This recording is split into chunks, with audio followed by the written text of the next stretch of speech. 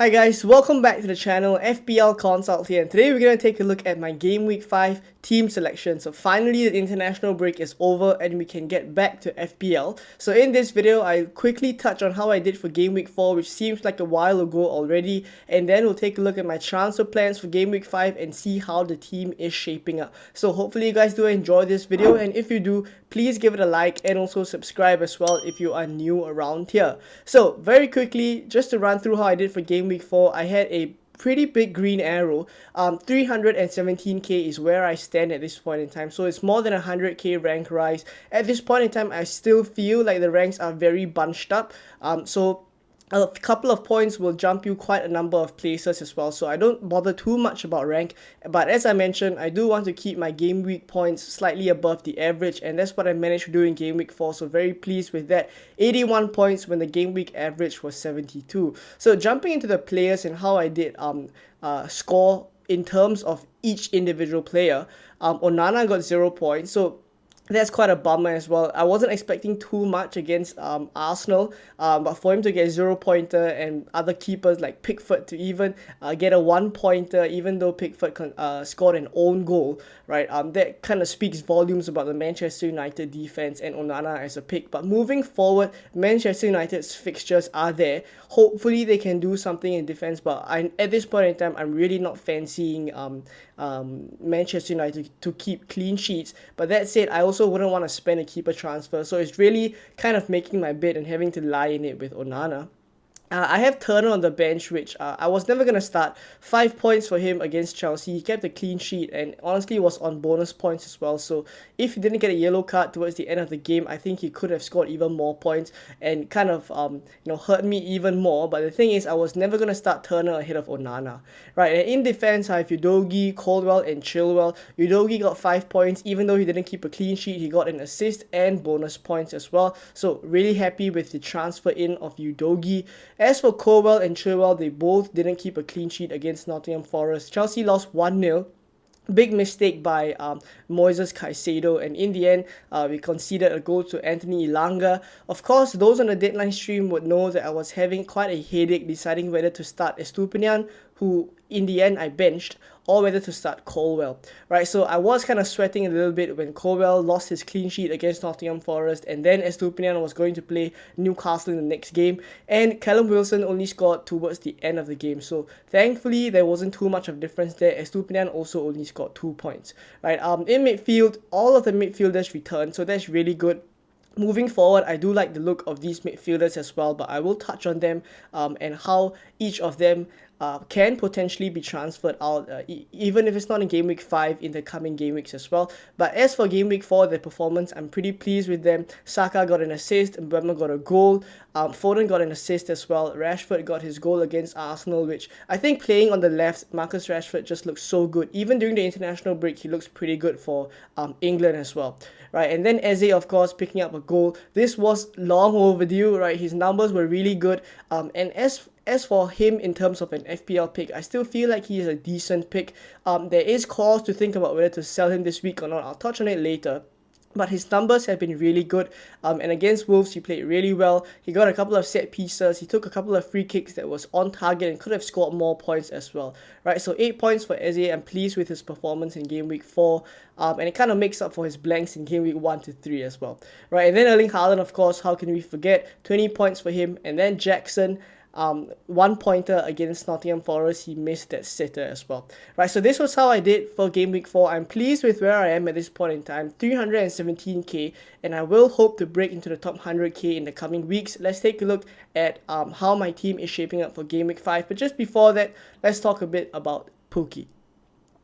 So for those of you new to Pooky, Pooky is a free-to-play football predictions game, and it's as simple as making your predictions and getting rewarded for them. So in game week 4, it was a game week where a lot of my predictions did not really make it, especially the Chelsea versus Nottingham Forest one. I predicted 2-0, Chelsea lost 1-0, so I still got a decent rank, 282 out of 477, and I got rewarded accordingly in the relevant bracket. So come game week 5 now, let's take a look at how I'm going to make my predictions, and I've already loaded them, all 10 of my predictions. I've gone Liverpool 3-0 against Wolves, I've gone Tottenham to be 2-0 against Sheffield because I feel like they put up a low block. Maybe Tottenham won't score as many goals. But it's as simple as this. Make my predictions and then I'll potentially get rewarded based on how well I predict as well. Right, so if you guys are interested, do check it out. The link is in the description. There is, of course, a free-to-play version where you have loads of games to predict. And if you guys are interested, there is also a Pooky ball that you can buy in the marketplace. And this will give you access to all the other leagues as well. So if you're interested, the link is in the description. Let me know what you think about it if you do check it out. So for game week 5, this is how the team is shaping up. I'm likely to just roll the transfer in game week 5, and as you guys can see on the left hand side of the screen, one free transfer left. I'm looking to roll this transfer into game week 6, and there's a couple of reasons for this. I actually went back and forth as to whether I should use a transfer or not.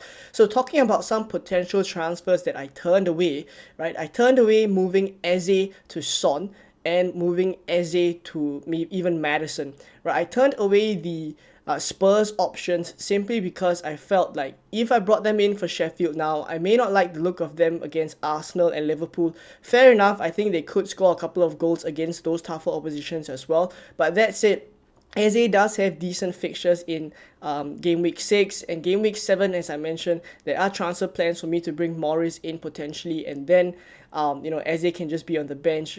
Game week 8 he also plays Nottingham Forest. So I think moving forward, bringing in a Spurs player, I do have plans for that, especially in game week 8 where they play Luton Town, right? But I've decided to roll the transfer in terms of I decided to keep Eze, right, and not remove him from the team for now. There's also another transfer that I could have done, which is Levi Colwill to a Newcastle defender, whether it's Fabian Schär or Kieran Trippier, and then I can bench Estupiñán against Manchester United. But I think assessing it slightly more in depth, I feel like Brentford isn't a easy opposition for Newcastle to get a clean sheet. And that said, I also feel like Estupiñán can potentially get a couple of attacking returns against Manchester United, because Manchester United's defense is in shambles right now. Onana is on my bench, right, and I'm not going to start Onana. I'm just going to start Turner, who plays Burnley at home. But I do feel like Estupiñán can potentially get some attacking returns against that very leaky Manchester United defense. So that's why I've dropped Colwill to the bench and I've started Estupiñán, and I've decided to roll the transfer. If I'm going to bench Colwill, there's no real need for me to replace him with a Newcastle defender at this point. So those are the transfers that I've turned away, right? And moving forward, if I roll this transfer into game week 6, I will have 2 free transfers then. I can choose to bring in my Newcastle defender then. Come game week 7, I'll probably bring Morris in, and then game week 8, I'm likely to just do Foden and Saka out because they play each other in game week 8. Foden and Saka out for 2 Tottenham players, Son and Madison. So currently, if I want to do those moves that I mentioned, I will have to roll the transfer now in game week 5, keep Eze, which I think I'm fine with, and keep Colwill on the bench for the time being. Come game week 6, I'll likely replace him. So those are the plans.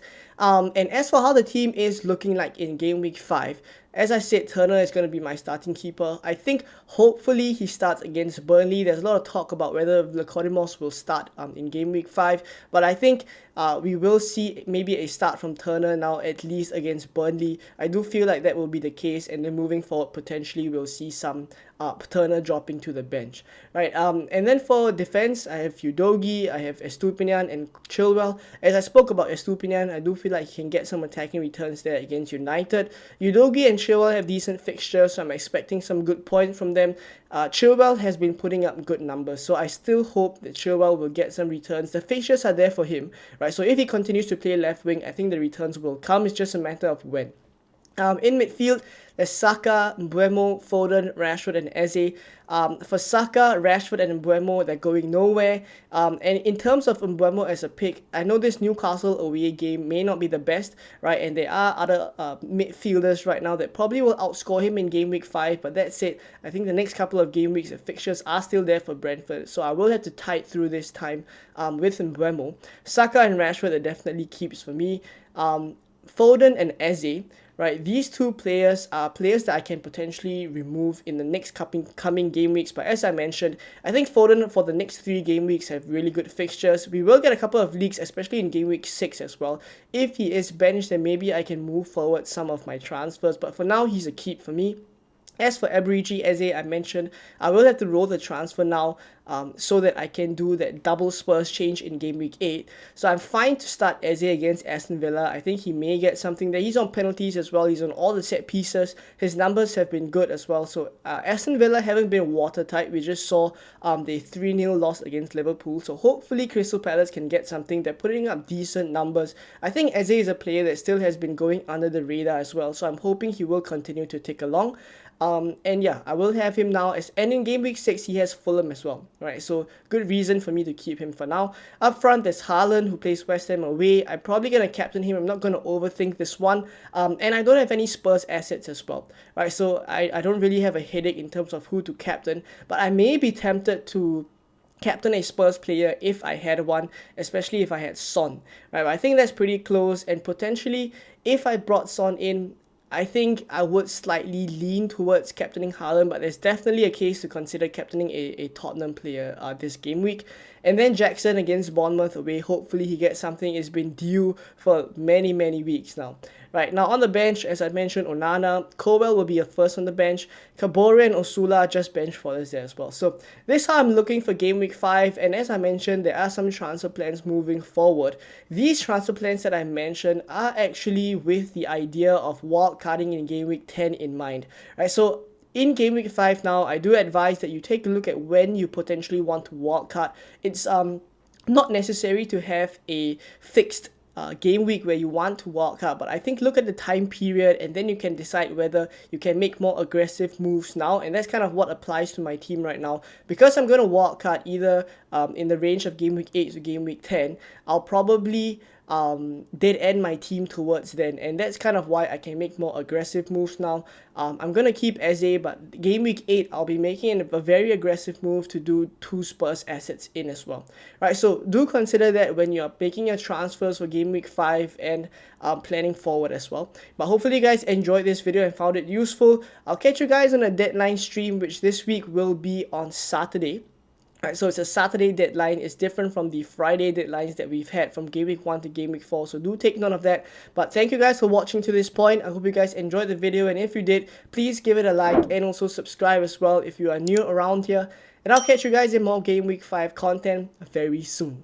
Bye-bye.